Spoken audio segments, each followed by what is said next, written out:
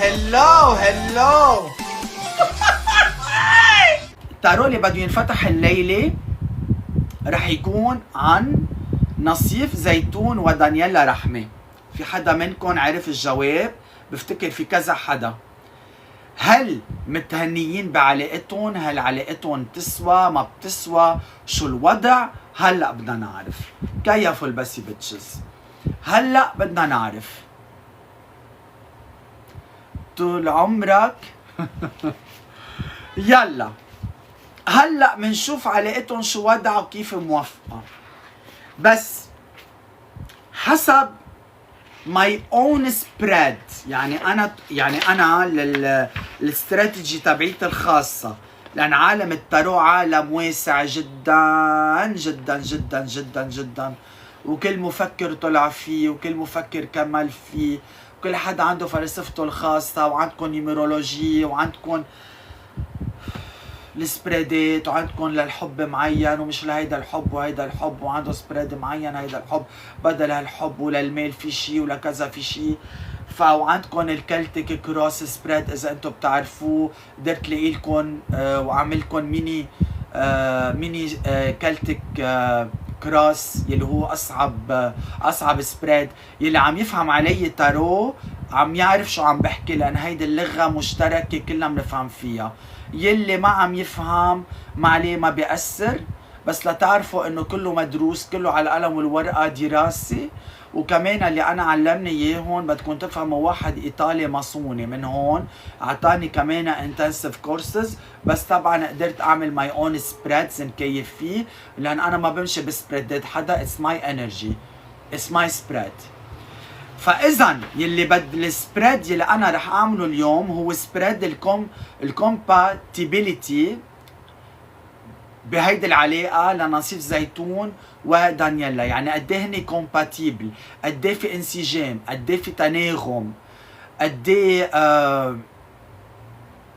متفقين مع بعض عادي، قد ايه في انسجام وقد ايه في تناغم. هيدا الكوبل من الاول قبل ما يتجوزوا، بعد ما يتجوزوا محتارين مين بحب اكتر من مين، مين بحب فيهم اكتر من مين التاني. دانييلا بتحبه اكتر، هو ما بحبها قدها. هل على شو اخذوا بعض، على حب، على whatever. هلا منشوف. برجع بقول لكم we are having fun. تارو منه كلام منزل، هيدي فرفشه، بس فرفشه على ستيلنا وشو بأثر ومنتسلى. خليني هلا اخلط الاوراق لحتى نفتح 7. انا عم بعملهم على مهله، لان في منهم بيعملوهم بسرعه لحتى يطلعوا الكروت متفلتين، ويلي بيتفلت هن بياخدوه. انا ما بحب فلتهم ابدا بالمره. رح نفتح لتاي موفق مع انه مش بحاجه. رح نفتح. قولوا لي ستوب لما الخلطه بتخلص. قولوا لي ستوب.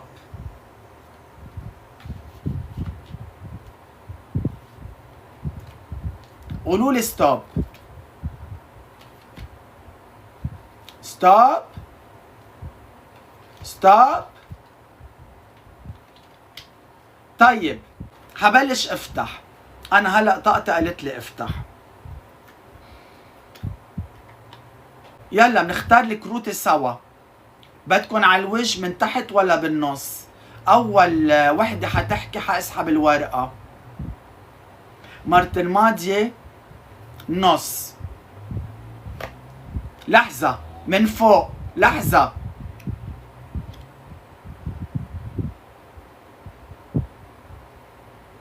كمان من فوق.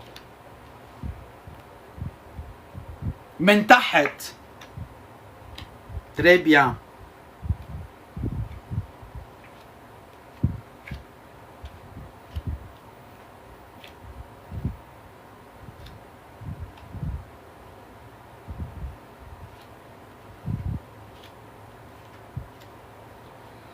يلا يلا اخر ورقة. ما بعرف ليه يا تار طاقتي قالت لي اسمعك واخد اخر ورقة، لان انا ما بعرف النيك نيمات، كلكم فيك بروفايلز، بس انا عم بمشي حسب طاقاتكم. و اوكي مريومة. بعد عندي بطاقة وحدة. جو اخذت لك من فوق حبيبي، لانك انت كلكم بدكم فوق. تري بيان. يلا ان شاء الله يا رب يتوفقوا ويكونوا متوفقين.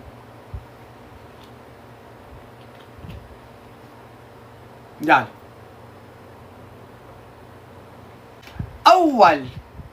اول كارت بدنا نفتحه بده يكون لواحد منهم، لحتى نعرف شو الديزايرز وشو الاحتياجات ورغباته من هيدي العلاقة. يعني شو بده من هالعلاقة، شو احتياجاته شو رغباته. بدكم نبلش بنصيف ولا بدكم نبلش بدانييلا؟ بدنا نبلش بواحد منهم، وتاني كارت اصلا كمان حيكون للتاني واحد منهم يعني. بس بمين بدكم نبلش؟ بنصيف. نصيف اوكي. نعيوني نصيف. شو بده نصيف من هالعلاقة؟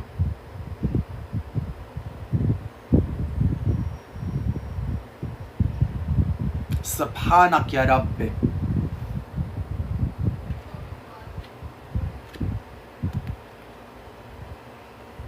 طيب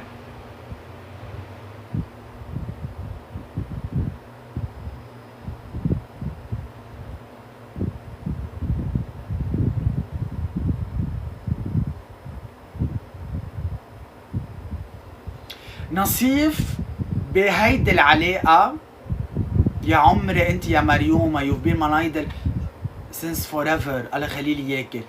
كارته لنصيف بهيدي العلاقة فعلا بتمثله للي بيعرف نصيف شخصيته كيف. نصيف من هيدي العلاقة لأنه رايح بهيدا الزورق ورايح لبعيد، يعني شايفينه هو اللي قاعد عم يعمل بالعصا، ما بدي يعني بالعصا عم بيروح بهيدي، وطبعا في مرة معه بهيدا الزورق. شو بيعني هيدا الشيء؟ بده هو يروق، هو بده صار بمرحلة نفسية وعقلية، بده يهدى يعني، بده يروق، بده مش السترة، بده علاقة جادة، بده يرسي. خلص هو اساسا كان بهيدا المود لما تجوز، وهيدا هو اللي كان بده اياها من العلاقة. بده علاقة تكون ثابتة، هينيت مثل ما انت قلتي، بده ساتل، خلص بده يثبت، بده استقرار. هيدا اللي كان بده اياه، بس بده اياه براحة، بده اياه بطريقة مريحة، بطريقة ناعمة خفيفة، which هو اللي بيمثله دانييلا، لأن شكلها مريحته عقليا، يعني مريحته نفسيا كتير. بده يغير تغييرات تكون مفيدة له، مفيدة لطاقاته. بده يرتاح، لأن الزلمة قطع بستريس كتير بحياته. بتعرفوا الفن كله ستريس وكله تعب وكله منافسات وكذا. خلص بده يريح وما عاد له جلادة المشاكل. خلص بده يروح، بده يسافر لمحل هادي. هو بالعقل، هو بالمنتاليتي، هو على استراليا. خلص ما عادش له جلاد الزلمه، بده الاستقرار. اذا بالنسبه لنصيف ما شاء الله يلي لاموه انه مشاعره منا كتير مرتاحه بهيدي العلاقه. شكلها دانييلا مريحته، شكلها شي هاز بوزيتيف فايبز كتير، وانا على فكره كتير بحبها، طاقتها بتجنن. واصلا عيب علي انه لا هنيتها ولا هنيته، وهلا مفروض اتصل فيهم جمعة الجاي، لان هيدا قلة ادب مني، لان ربنا بيعلم قد ايه بحبه وبحبها. انا كتير بحب لها طاقاتها. ونصيف انتو ادرى بعلاقتي فيه قديش هالشخص المهذب واللذيذ. هلا مجبورين من بعد ما فتحنا كارت نصيف سلفا بدنا نفوت بكارت دانييلا. شو كان بدها دانييلا من هالعلاقة وهالزواج؟ سبحان الله يا لورين، سبحان الله، دايما كروتتنا بتجي على القد. سبحان الله. يلا انتو في الزوم ايه لا ما تفكروا. سبحان الله. يلا نفتح كارتا لدانييلا. شو ممكن يكون طلع كارتا لدانييلا وشو بدها من هالعلاقة؟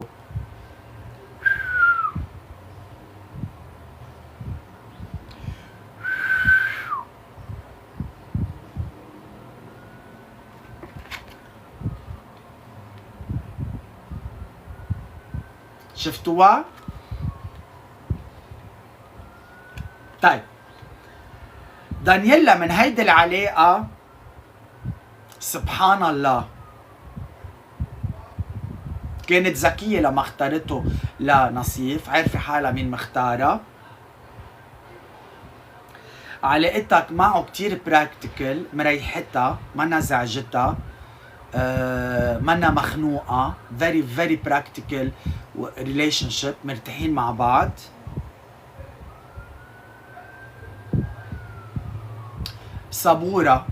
صبورة كتير هي، ويمكن هو الصبر اللي هي فيه مريح نصيف. شفتوا الطاقات كيف كلها متشاركة مع بعض. وما تنسوا انه هو تأخر كتير كمان لحتى يتجوزوا.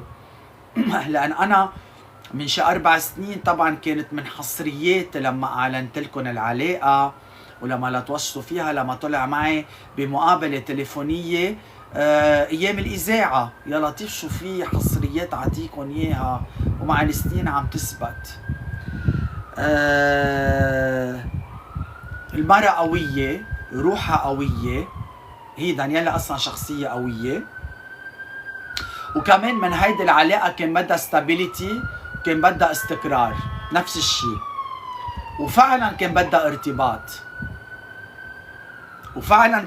ارتباط.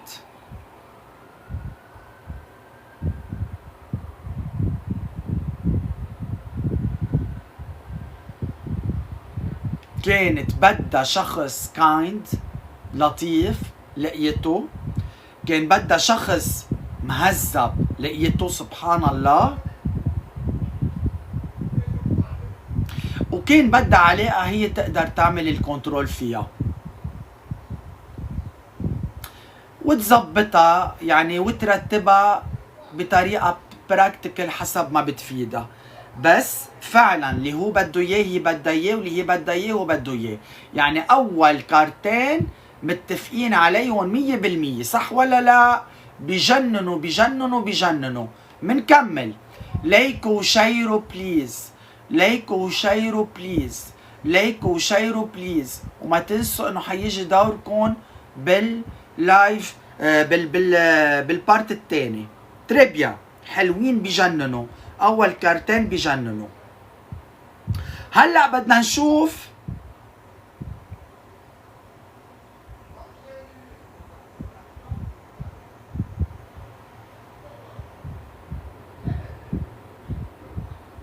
شو هن الاختلافات بيناتهم الاثنين.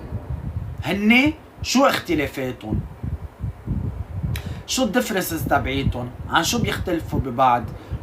كل حدا فيهم بفكر نفس الشيء، ما بفكر شيء. ايه علاقتهم طيبة لما يعني.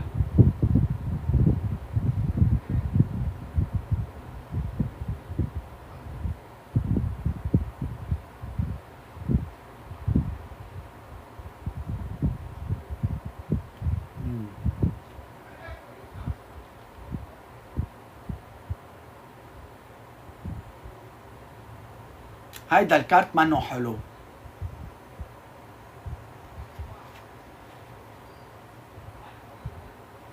يلي بيفهموا بالكروتة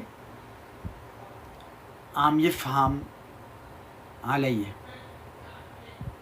ويلي ما بيفهم بالكروتة يعني قد ما فرجيتكم ما رح تفهموا.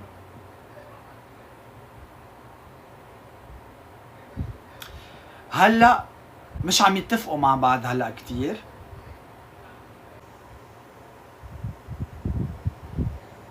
ما سبحان الله، to love someone is something and to live with someone is something else. في بطء اثنيناتهم لحتى يستوعبوا حالهم. ما عم بحسوا كتير ما عم بحسوا كتير بالسكيورتي من بعض. وإنما عم يقدروا ويوازنوا شوي بعلاقتهم، يعملوا توازن. فهيدا الكارت حسب توافقهم هن الديفرنسز بين بعض، ففي ديفرنسز خطيرة جدا، في ديفرنسز خطيرة جدا. صحيح بأول كارت اثنينات، وبأول كارت وتاني كارت، الأول كان عم يحكي عنه والتاني، اثنيناتهم كان بدهم نفس الشيء من هيدا العلاقة، وإنما هلأ العلاقة بيرتوربي من بعد ما تجوزوا. الكارت الرابع يلي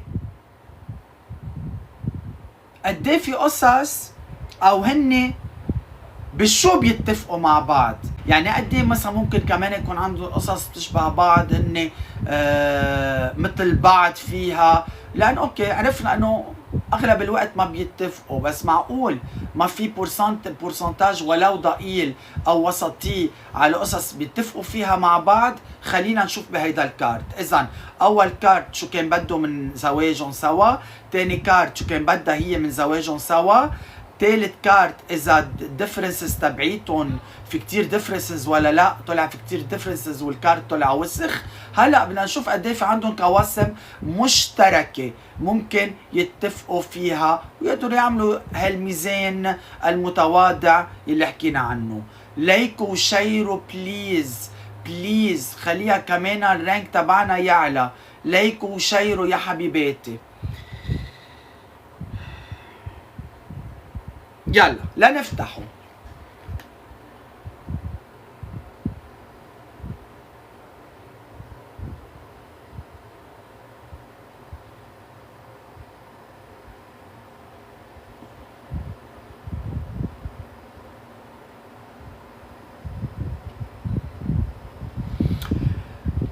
تريبيان، سبحان الله، من اثنيناتهم فنانين بيعطوا انسبيريشن لبعض. ركزوا، بيعطوا انسبيريشن لبعض مهنيا، يعني بعالم الكرياتيفيتي كتير بيتفقوا. سبحان الله. ها اجت الستار. الستار شو يعني ستار؟ ما هن ستارز. شو يعني ستار؟ هن ستارز. اذا بالامور الماليه بيتفقوا سوا، يعني في مانجمنت للمصاري، عم يعرفوا كيف يعملوا مانجمنت للمصاري، يعني هي قديرة بمانجمنت مصرياتها وهو كمان، يعني بإدارة أموالهم ماشي حالهم. بيعطوا انسبيراسيون لبعض، بيعطوا لبعض انسبيريشن، هي بتوحي له بقصص وهو بيوحي لها بقصص. ف بعالم الكرياتيفيتي طايرين، يعني ممكن اذا اجاها هي مسلسل او دور بلا اذا بتاخده ولا لا، اذا حلو ولا لا، هو اذا عنده غنيه، عنده لحن، او عنده شيء يمكن انا حسب ما قال لي غسان شرطوني بده يفتح استوديو خاص فيه، بده يبلش مثل ما بيقولوا بده يبلش يتبنى ناس جديده، هواة جداد، فشكلها هي كمان كانت دعمته بهالمشروع. ففي دعم لبعض كتير بموضوع الكرياتيفيتي والانسبيريشن، وبيطلعوا لبعض، يعني هي بتنظر له بطريقه كتير متفائله بشغله، هو كمان بينظر لها بطريقه كتير كمان يعني هي بتطلع في اكزاكتلي. وبحسوا بالراحه، بحسوا بالراحة لما يكون في sharing of thoughts and creativity، بيوثقوا ببعض كتير بهيدا الموضوع وبيشعروا بالراحة. يعني لما بيكونوا هيدا يمكن مثل ما بيقولوا السوجي الوحيد يلي بحسوا فيه بالفرح وبالاندماج وبالاتفاق، وبيساعدوا بعض كتير وبيحموا بعض كتير. مثلا هي يعني في انتباهات للكونترا، انتبه من هون، انتبه من هون. في ذكاء بإدارة أموالهم، إدارة حياتهم الكرياتيف والمهنية، وهيدا الشيء دعمهم لبعض في الفن، في الكرياتيفيتي، بيجنن يعني هيدا يمكن الزاوية الوحيدة يلي اثنيناتهم بيكونوا نفسيا مريحين بعض فيها. ما تنسوا انه كل كابل ممكن اذا هن بيشتغلوا بنفس الدومين ممكن تكون علاقتهم، يعني ممكن يكونوا اثنيناتهم بهيدا الدومين المعين مثلا بالشغل يلي بيكونوا اثنيناتهم بنفس الدومين، فبيكونوا هن بيشتغلوا بنفس الدومين، بيكونوا كتير ممكن يكونوا متفقين مع بعض وبقووا بعض وبيدعموا بعض. بس يمكن بالامور الحياتيه الزوجيه العاديه ما في اتفاقات خالص بالمره. يمكن الاهل كمان بيلعبوا دور، يمكن اهلهم كمان عم بيوجعوا لهم راسهم، يمكن اهلهم هيت راضيين هيت مش راضيين. عرفتوا كيف؟ نكمل. راضيين بهيدا الشيء ولا مو راضيين؟ كله تمام ولا ما كله تمام؟ لحد هلا it makes sense ولا لا؟ يلا لايكوا وشيروا، لايكوا وشيروا، لايكوا وشيروا قبل ما نبلش ناخد اتصالات وجاستات. يلا بعد عنا 3 وراء قربت. سبحان الله. لكينا برجع اذكركم اول كارت كان لإله كان يعني اول كارتين ان كان لإله ولا لإلها كانوا بدهم من الزواج الاستقرار وكذا، كانت اللي بدهم اياه مشترك ولذيذ جدا. نفس الشيء اثنيناتهم كان بدهم من هيدا الزواج وهيدا العلاقه. بالامور الزوجيه العاديه العائليه الاتفاقيه بالمره في كتير ديفرنسز كتير. يمكن كمان طريقه تفكير معينه بالبيت، بالطلعات، بالمجات، يمكن باللبس whatever، ما كتير في ديفرنسز وفايتين ببعض. وانما من الناحيه الفنيه لما يقعدوا مع بعض على المخده وبيتناقشوا مشاريع فنيه، او لك باخد هيدا او لك باخد هيدا، في مثل ما بيقولوا اتفاق مش طبيعي، لان كرياتيفيتي هي المسيطره على هيدا الكارت. هلا سحبنا الكارت 1 2 3 4، سحبنا الكارت الخامس لنشوف شو بقول الكارت الخامس. الكارت الخامس من هيدا العلاقة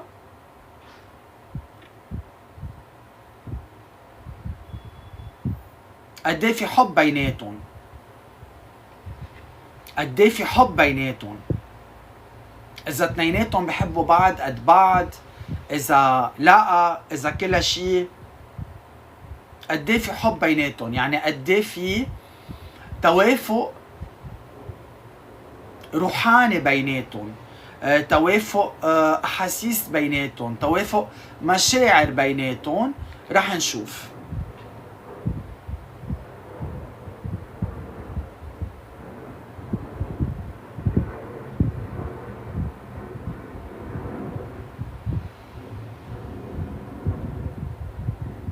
سبحان الله.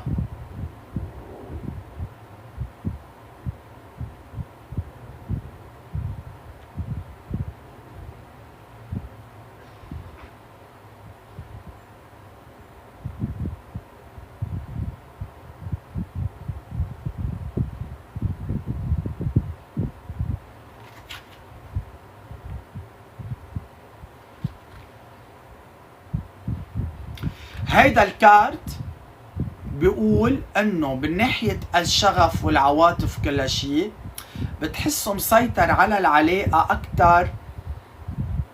في اشيفمنت يمكن بدهم يعملوه، يمكن حدا منهم بده يجيب اولاد، يعني في مشروع يعني من عمل عن سابق تصور وتصميم وتخطيط. يعني مش هالمشاعر اللي كتير الجياشة، بالقليل يمكن من احد الاطراف. يعني كان في مثل يعني قلت لكم في تصور وتصميم انه يكونوا مع بعض، هلا حتى يوصلوا لاشيفمنت معين، يمكن يعملوا بيبي اور سمثينج. بس يعني وبحبوا يسافروا مع بعض، بحبوا يكونوا كتير بالشغل. they are good partnerships. بتحسوهم شركاء بالعمل والفكر والتخطيط أكثر ما بالعواطف والحب والمشاعر الجياشة.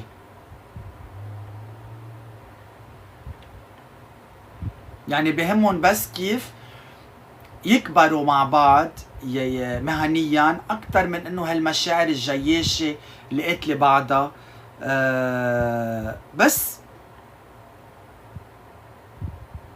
بس ماشيين على الطريق الصح، يعني حسب يمكن اي حدا فيهم براسه شيء ماشي على الطريق الصح. ف بالنسبه للي كان عم بيقول هل مشاعرهم جياشه او لا، المشاعر منا كتير جياشه. الكارت اللي بعده بيقول قديه في توافق جنسي بين بعض، physical attraction، قديه في توافق جسدي بين بعض.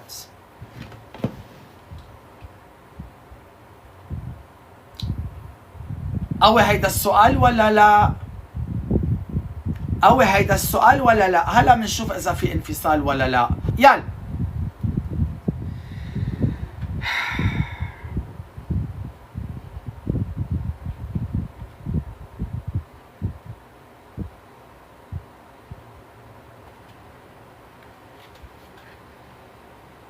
في توافق. بالفراش ماشي حالهم، بالفراش الزوجي ماشي حالهم، ماشي حالهم، ماشي حالهم، ماشي حالهم. يا حوي يا حوي، فرس وخياله، فرس وخياله. طبعا انا مش يعني الكارت بيعني فرس وخياله، لان هيدا بيكون النايت يعني اوف بانتكلز، بس انه عم سهلها للي ما بيفهموا ماشي حالهم، ماشي حالهم، ماشي حالهم. في بليجر، في بليجر، في بليجر، في بليجر وهارد وورك في الفراش، وبياخدوا وقتهم، وبياخدوا وقتهم.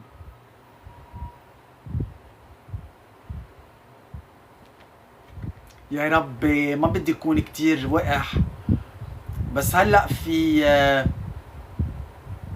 في كوشن، يعني يمكن عم ياخدوا حذرهم من الحبل، يعني يمكن يعني يا هي اخذ احتياطاتها يا هو بياخذ احتياطاته.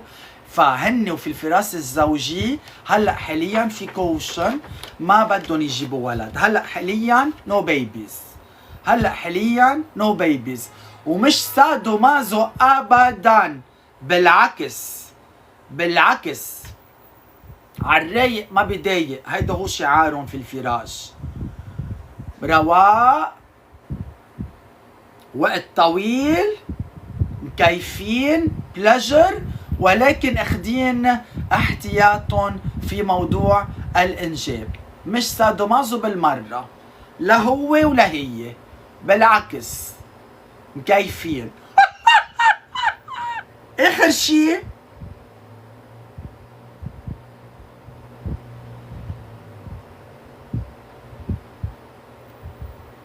بدنا نشوف overall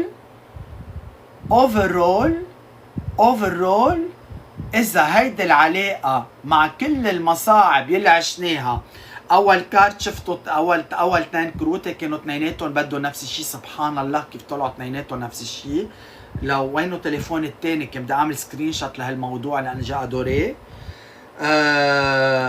مشاكل زوجية يمكن لأن بدهم يتعودوا على بعض، بعدهم مجوزين جديد، في قصص بدهم هي تطنش له وهو يطنش لها، لأن في خلافات عم بتكون، بس يمكن خلافات أول عرسان، أول بداية علاقتهم كعرسان، دايما بيصير في هيك قصص خناقات عبال ما كل واحد بعدين يتعود على عادته، على عادة التاني، ويفهم راسه كيف. هيدا بحب يمكن الفاز تكون هون، هي بتحب يمكن تيابا يكونوا هون، يمكن اهاليهم بيلاطوشوا بعض، هن بيجنوا، امك قالت هيك، امك بيك، ويمكن علاقة اهاليهم مع بعض بتجنن، يمكن مشاكلهم عادية مثل اي كوبل بيتجوز جديد، بيتعودوا على بعض لانه عندهم اندماج وتوافق فني مش طبيعي، مشاكل زوجية وتوافق عملي مش طبيعي طالما اثنيناتهم بنفس الدومين.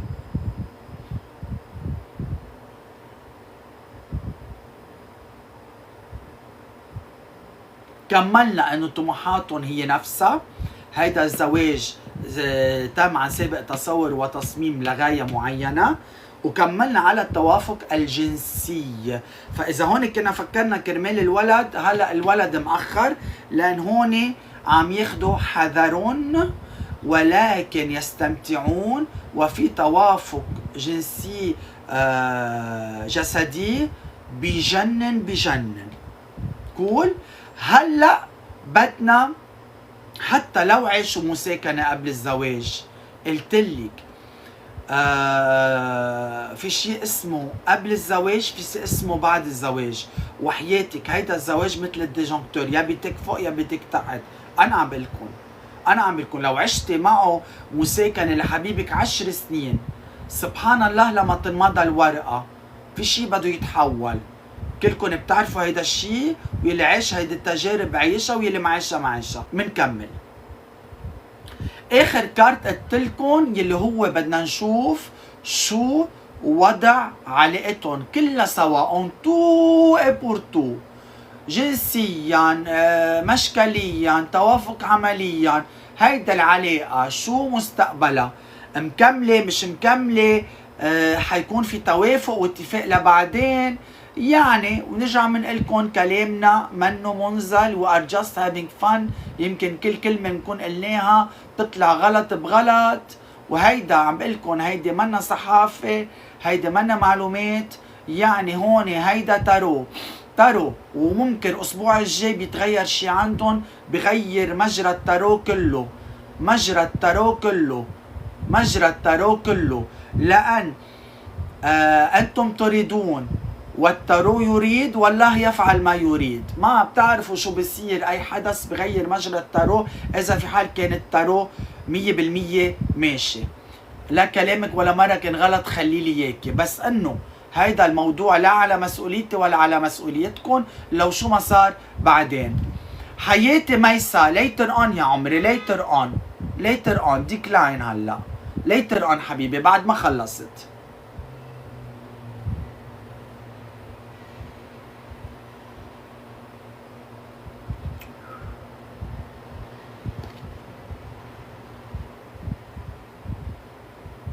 طلع لهم البوب،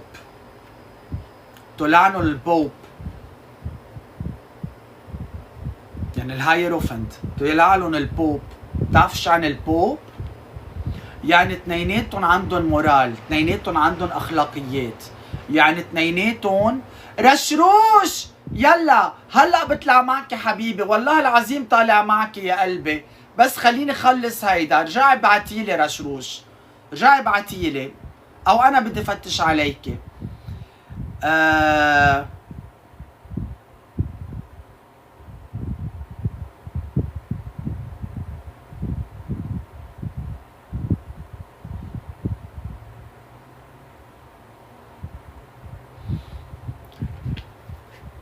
نصيف كونسرفتيف، ونصيف ما بيآمن بالطلاق ابدا.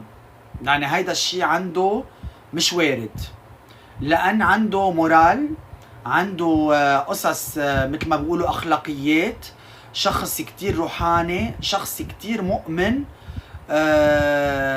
وهي نفس الشيء، لا يؤمنون بالطلاق. هن تزوجوا مش لحتى يطلقوا بكل صراحة. إذا عندهم اختلافات معينة هلأ عم بعيشوها بين بعض، هيدي الاختلافات بحلوها بالجايدنس، هيدي الاختلافات بحلوها بيسألوا بيستشيروا، يمكن يروحوا عند خوري ينصحون، يمكن أهليهم ينصحون، ياخدوا بمشيرتهم، هن ياخدوا بمشيرة بعض، بعدين بيتعودوا على بعض، بعدين بيتكيفوا مع بعض. بس فكرة الطلاق عندهم أبداً منا واردة، بالمرة منا واردة، لأن لا يؤمنين فيها. اثنيناتهم بيصلوا، اثنيناتهم بيخافوا ربهم، وبالنسبة لهم الطلاق كموراليتي، يعني الطلاق مش محبذ عندهم بالمرة. يعني حتى إذا بدهم يجيبوا أولاد وكذا، بحبوا أولادهم يربوا بأجواء عائلية ما يكون فيها طلاق.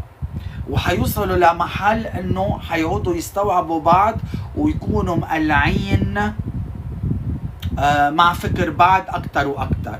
سبحان الله. وإذا في قطيعة بيناتهم، اثنيناتهم حيعودوا يمدوا جسور لبعض لحتى يلاقوا بعض.